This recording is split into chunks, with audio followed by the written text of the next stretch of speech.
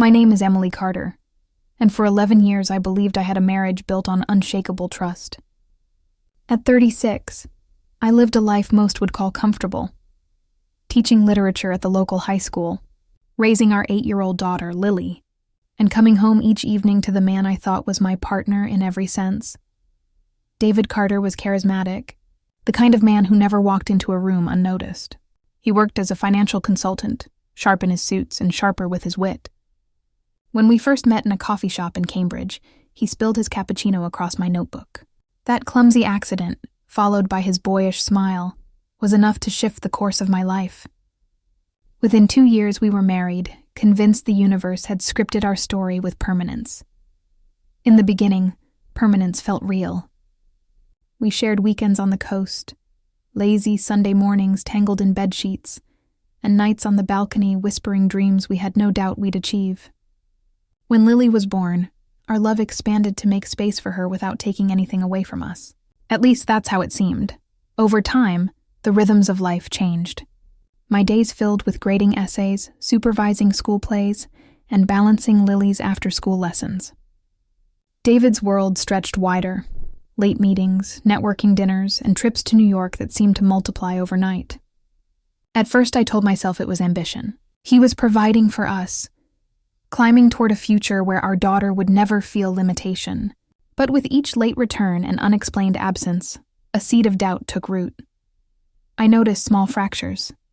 A new cologne, one I had never bought for him, credit card receipts tucked hastily into his wallet, dinners at restaurants I'd never heard him mention. His laughter, once ours to share, now spilling through phone calls he ended the moment I entered the room. He grew protective of his phone, a device he once left scattered on counters without a thought. I tried to reason it away. Every marriage changes. Every couple weathers dry seasons. I told myself I could spark spring again if I tried harder. I wore the red dress he used to love, cooked the lasagna that once made him kiss me over the stove, even practiced laughing at his half-hearted jokes. Each effort felt like throwing water onto desert sand. Nothing grew, and then came the silence. The kind of silence that stretched across the dinner table even when words were spoken. A silence heavy with things unsaid, with truths neither of us had the courage to name. It was in that silence I realized the permanence I believed in was not guaranteed. Something was shifting between us, slipping beyond my grasp. I couldn't name it yet, but I felt it in the pit of my stomach, like the pause before a storm breaks. The shift became impossible to ignore the night David broke his promise to Lily. She had rehearsed for weeks to play a simple piano piece at her school recital. She asked him every morning, "You'll be there, right, Daddy?" And every morning he nodded with that easy smile of his. Yet when the curtain rose, his seat was empty. I held the camera steady for Lily's sake, clapping louder than anyone else when she finished, but inside I was unraveling. When we returned home, I found David in the kitchen, jacket slung across a chair, tie loosened, a glass of whiskey already in his hand. "You missed her recital," I said. He didn't flinch. A client dinner ran late, a client dinner. The phrase had become his shield. I wanted to believe it, but belief was slipping through my fingers. The next morning, I noticed his phone buzzing on the counter while he showered. The name flashing across the screen was Sophie, punctuated with a heart. My pulse quickened. I reached for it, then froze. Snooping felt like crossing a line I wasn't ready to admit existed. I let the screen go dark, but the image burned into my mind. That evening, over dinner, I tried to draw him back to me. "How's work? You've been buried in it lately." He nodded without looking up from his plate. "Busy season. Anything exciting happening?" "Nothing worth talking about." The wall between us thickened with every clipped reply. I looked at him and realized I no longer recognized the man across from me. His smile was rehearsed, his touch mechanical, his eyes elsewhere, always elsewhere. Still, I clung to denial. I dressed carefully before bed, choosing the silk nightgown he once adored. When I brushed against him, he murmured, "I'm exhausted," and turned away. I lay awake, staring at the ceiling, listening to the hum of the city outside, while my marriage crumbled silently inside. The following week, the evidence grew harder to dismiss. A receipt for a hotel bar in Manhattan, Dated the same weekend he claimed to be with colleagues at a conference in Chicago. A shirt that smelled faintly of perfume not my own. A slip of laughter I overheard when he thought I was asleep. Soft and intimate. Not meant for me. Each discovery pressed against my chest like a weight. I found myself replaying old memories. Our first kiss in that crowded coffee shop. His hand clutching mine in the delivery room when Lily was born, and wondering how they could coexist with this new reality. One night, I stood in our darkened kitchen, staring at his phone charging on the counter. My reflection glimmered faintly in the black screen, a ghost of the woman I once was. My hand hovered above it, my breath shallow. I didn't touch it. Not yet. But in that moment, I knew the storm was no longer on the horizon. It was already here. The night the truth bared itself, I wasn't looking for it. David had left his phone on the dresser while he showered, something he never did anymore. My heart thudded as I stared at it, the screen lighting up with Sophie's name. This time I didn't hesitate. My hands moved before my conscience could stop. Them. The messages unraveled like a knife. Through silk. I miss you already.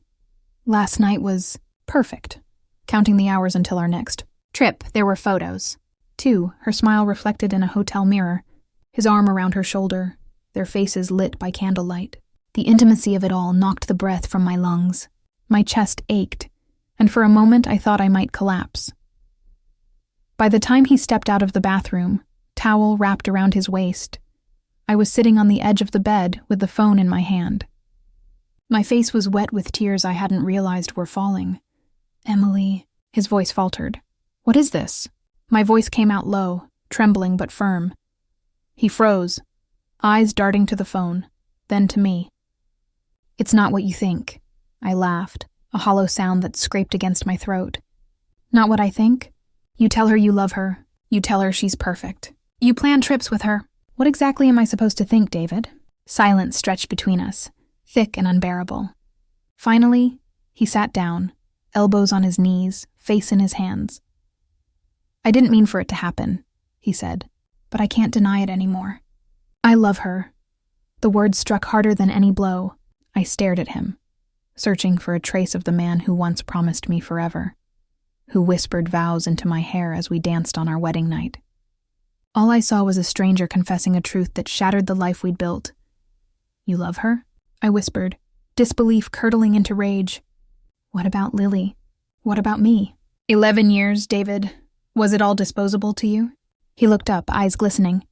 I never wanted to hurt you. But you did, I spat, standing now, my legs shaking. Every secret text, every lie, every night you turned away from me, you hurt me. And now you sit here, telling me you love her, as if that makes it forgivable.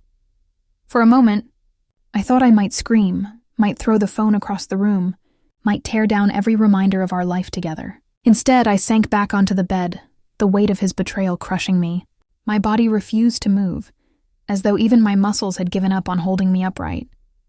The room spun around me, but his words echoed with clarity. I love her. It was then I understood why I couldn't walk for days after. My body had absorbed the impact of his confession, and the weight of it left me paralyzed. The hours after his confession blurred into one long, airless night. I remember curling into myself on the bed, unable to lift my body from the weight pressing down on me. David paced the room at first, muttering apologies that landed like stones in the silence. Eventually he left, and the slam of the front door echoed through the house like a final verdict. For 3 days I barely moved. My legs felt foreign, as if they belonged to someone else. Food went untouched, the blinds stayed closed, and I drifted between restless sleep and raw wakefulness. Lily's small footsteps in the hallway reminded me of life outside my grief, but even her voice felt muffled, like it was reaching me through glass. On the 3rd morning, she crawled into bed beside me, her curls spilling across the pillow. "Mommy, are you sick?" she asked softly, her green eyes, his eyes, searching mine. I forced a smile, brushing her cheek. "Just tired, sweetheart." The lie nearly broke me, but I couldn't let her carry a truth too heavy for her age. It was in her innocent question that I realized I couldn't stay in that paralyzed state forever. If I did, the betrayal would consume not only me but her as well. That evening, I rose for the first time, my body trembling under its own weight. I walked slowly through the house, every room echoing with memories that now felt poisoned. The kitchen where we once danced to old records, the hallway where Lily had taken her first steps, the living room where laughter had once filled the air. Each space carried both beauty and betrayal, and I knew I had to choose which one I would carry forward. David moved into an apartment across town within the week. He packed his suits in silence, his face drawn and unreadable. I didn't beg him to stay, and he didn't ask for forgiveness. We both knew the line had been crossed too deeply to retrace. In the months that followed, I learned how to walk again, first physically, then emotionally. At night, when the loneliness clawed at me, I reminded myself that betrayal speaks more about the betrayer than the betrayed. Slowly, the guilt that whispered, "Was I not enough?" began to fade, replaced by a quieter truth. I was always enough. Now, when I think of that night, I no longer picture myself lying broken on the bed. I see the woman who stood again, who chose to keep walking, who began piecing herself back together one fragile step at a time. Because sometimes survival is not about forgetting what was lost, but about refusing to let it define what comes next. Time is strange after betrayal. Some days stretch endlessly, every memory replaying like a cruel film reel. Other days vanish in a blink, leaving only fragments of conversations, half-finished meals, and Lily's laughter carrying me through. By the 4th month, I had built a rhythm. Morning coffee by the window, work deadlines met, bedtime stories whispered into the dark. From the outside, it might have looked like healing, but inside, there were still moments when David's absence carved hollows in the air around me. I caught myself reaching for the extra mug in the cabinet, or turning toward the sound of a car door, expecting his familiar footsteps. Habits outlast love, I've learned. He called occasionally to speak with Lily. I listened to her bright little voice as she told him about school projects and birthday parties, while I stood in the kitchen, silent, holding the phone like it was a shard of glass. I never interrupted, never asked to speak. What words could I offer a man who had shattered me so thoroughly? And yet, when I saw him once, at the edge of Lily's soccer field, his hands shoved deep in his pockets, I noticed the weight he carried too. His shoulders no longer squared, his eyes shadowed. Betrayal may have been his choice, but it had left its mark on him as well. Still, I didn't approach. Forgiveness, I realized, isn't a door you can push open just because the other person lingers on the other side. It's a path you walk alone, if you choose to walk it at all. What surprised me most wasn't the anger, but the quiet space grief left behind. Into that space, something else began to grow. Confidence, independence, the faint but undeniable awareness that I was not defined by the collapse of our marriage, but by the way I rose from its ashes. I started writing again. Short reflections in a worn leather journal, sometimes nothing more than a line. Today, I stood taller than my pain. Other times I poured out paragraphs, tracing the contours of my healing like mapping an unfamiliar country. One evening, Lily curled against me on the couch, her small body warm and steady.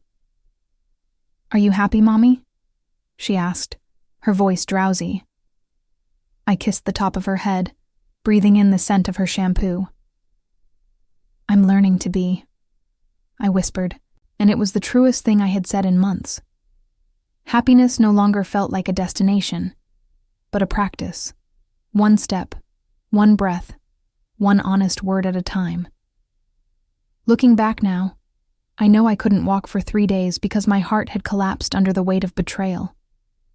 But standing again taught me something more enduring. The human spirit bends, but it doesn't have to break.